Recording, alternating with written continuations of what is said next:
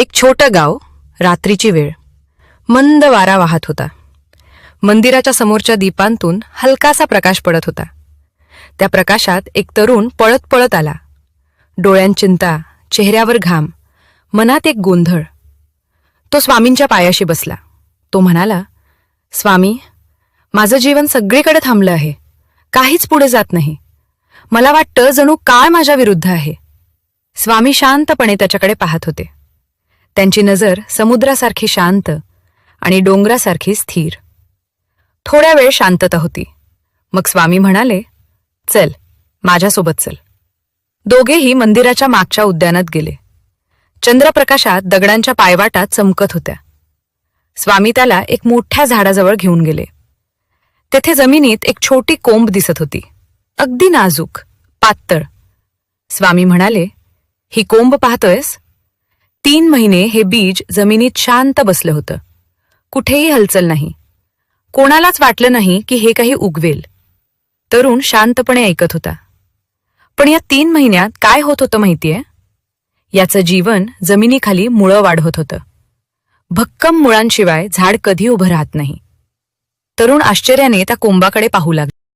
स्वामी त्याच्या खांद्यावर हात ठेवून म्हणाले, तुझ्या जीवनातली ही शांत वेळ, ही तुझ्या मुळांची वाढ आहे. विश्व तुला थांबवत नाही, तुला तयार करत आहे. तो तरुण डोळे मिटून ऐकत होता. त्याच्या श्वासाचा वेग हळूहळू शांत होत होता.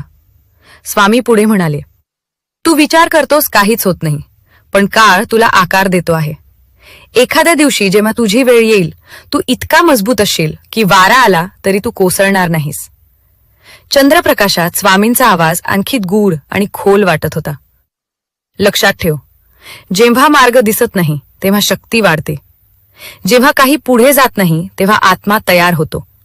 आणि जेव्हा तू हार मानतोस असं वाटतं, तेव्हा विश्व तुझ्यासाठी नवीन दार उघडत असतं. तरुणाच्या डोळ्यात पाणी आलं. तो म्हणाला, मग स्वामी, मला काय करायला हवं? स्वामी हसले, विश्वास ठेव, कार्य करत राहा, आणि जेव्हा वेळ योग्य असेल, जीवन स्वतः तुला पुढे ढकलेल. स्वामींच्या शब्दांनी त्याच्या मनात प्रकाश पेटला. ज्या चेहऱ्यावर अंधार होता त्याच चेहऱ्यावर आता शांतता आणि आशा दिसत होती. तो नम्रपणे स्वामींच्या पायाला हात लावला आणि म्हणाला, आज मला समजलं, थांबलेला वेळ म्हणजे संपलेला मार्ग नाही, तो तर माझी ताकद तयार करणारी वेळ आहे. स्वामींचा आवाज मंदपणे उमटला, हो, आणि ज्याचं मन शांत असतं त्याच्याच जीवनात चमत्कार उमलतात.